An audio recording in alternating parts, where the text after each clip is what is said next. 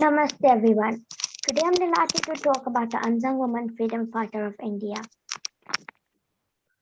Does does anyone know who is the first woman freedom fighter of India? Rani Chennamma was the first woman independence activist of Bharat. She stood all alone with a vibrant fiery eye against the British Empire. Rani Chennamma did not succeed in driving them away, but she did provoke many women to rise against the British rule. She was queen of the princely state Kittur in Karnataka. Today she is well known as Kittur Rani Chennamma.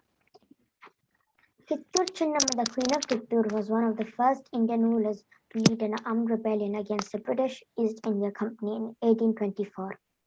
Against the impose of the Doctrine of Lapse, she was born in 1778, 56 years before the 1857 revolt led by Rani Lakshmi Bai, Rani of Janshi, thus becoming one of the first women freedom fighters to have fought against the British rule in India. Her rebellion against the British ended with her imprisonment. However, she became a celebrated freedom fighter in the state of Karnataka and a symbol of the independence movement in India. Since 1824, Kittur Utsava has been organized every year in the month of October to celebrate the heroic rebellion. Let us take a few steps back in history to know more about her. Kittur Channamma was born on October 23, 1778 in Kakti, a small village in the present Belgavi district of Karnataka. I am proud to belong to the same district as Rani Chennamma. Rani Chennamma received training in horse riding, sword fighting, and archery from a young age. She was well known throughout her village for her bravery. Rani Chennamma was married to Malasarja Desai, ruler of Kittur at the age of 15. Her married life seemed to be a sad tale after her husband died in 1816. With this marriage, she only had one son, but fate seemed to play a tragic game in her life. Her son breathed his last in 1824, leaving the lonely soul to fight against British rule. As the Queen of Kittur, Kittur Channamma adopted Shrilaxmi after the death of her only son, with the aim of making him to the heir of the throne. The British East India Company did not take lightly to Channamma's act and ordered Shrilaxmi's exile from the kingdom. This was done under the pretext of Doctrine of Lapse, according to which adopted child of native rulers were not allowed to be named the successor if if the native rulers did not have children of their own. The kingdom would become a territory of the British Empire. The Doctrine of Lapse was officially codified between 1848 to 1856 by Lord Dalhousie. There is an interesting conversation between Thackeray and Chennamma. When Thackeray asked to pay tax, Chennamma replied, "Why should I pay you tax? You're not our ancestor, brother or sister. We came here to trade, not to rule. Go away from India." Rani Kittur Channamma, however, challenged the British order to expel Shrivelingappa from the throne. She sent a letter to Governor of Bombay to plead the cause of Kittur, but Lord Elphinstone turned down Channamma's request. The state of Kittur came under the administration of Dharwad Collectorate in charge of Mr. Thackeray, and Mr. Chapin was the commissioner. Both men did not recognize Chennamma as a regent and Shrivelingappa as a ruler and oppressed Rani Chennamma to surrender her kingdom. But again, she defied the British order. This led to the breakout of a war against British. Rani Chennamma and the local people opposed strongly British high-handedness.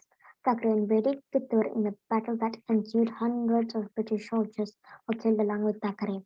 The humiliation of defeat at the hands of a small ruler was too much for the British to swallow. They brought in bigger armies from Mysore and Solapur and surrounded Kittur. Rani Chennamma tried her best to avoid war. She negotiated with chaplain and governor of Bombay presidency under whose regiment Kittur fell. It had no effect. Chennamma was completed to declare a war. For 12 days, the violent queen and her soldiers defended their fort, but as a common trait, traitors sneaked in and mixed mud and dung in the gunpowder and in the cannons. The Rani was defeated in 1824. She was taken as a prisoner and kept in the fort of Belwangal for life. Sangali Rayana is like a son to Kittur Rani Chennamma. She had last hope of Sangali Rayana to save Kittur from British. When the British caught and hanged Sangali Rayana by cheating and getting support from our own people, Rani Chennamma left her body in 1829. Kittur Rani Chennamma could not win the war against British, but she echoed her presence for many centuries in the world of history. Kittur Rani Chennamma is still remembered for her valor, even though she couldn't win the war against the British. She became an inspiration for India's freedom fighters and a lesson for the British government that Indian rulers not accept the enforced laws that a good fight.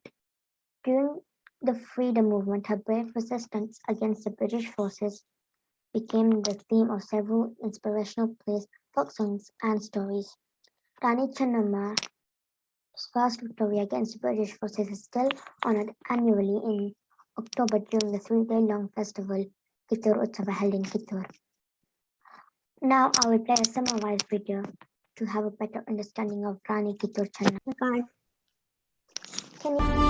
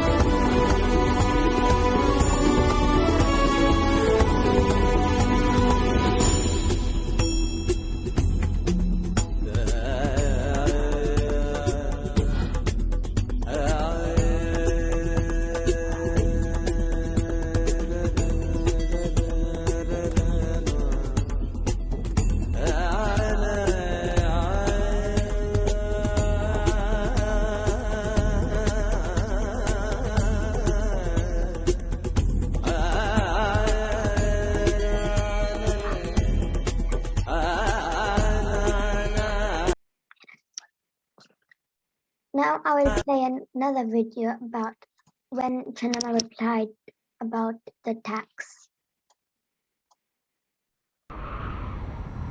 वीरों का राज्य Yes, I can hear Janshi you. Ben has a hand up. I can hear you.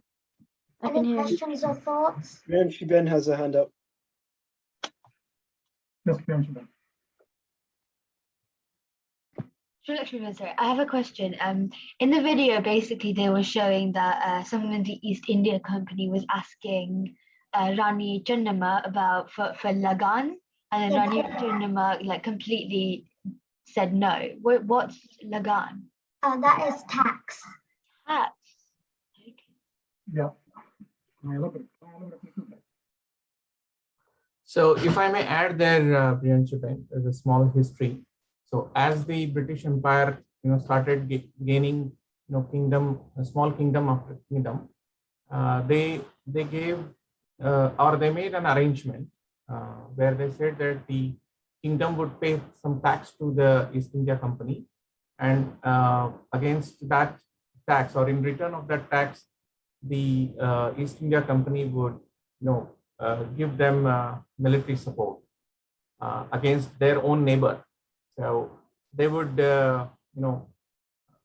arrange to help one kingdom against the other and get the tax from both the kingdoms and eventually the entire country.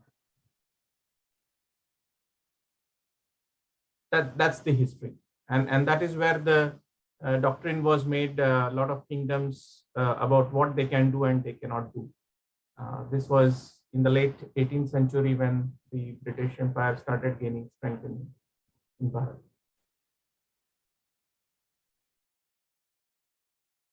Is that clear, you Janshi? Sorry, Shoshalji? Is that clear? Yes. Any more questions? No question, but one comment. Nice to see the young Kittur Rani Chennamma dress up with the spectacles. Thank you. You look very nice, Shrilaxmi Bai. Thank you.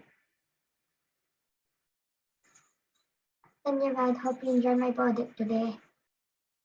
Dhanyavad Shrilaxmi Ben.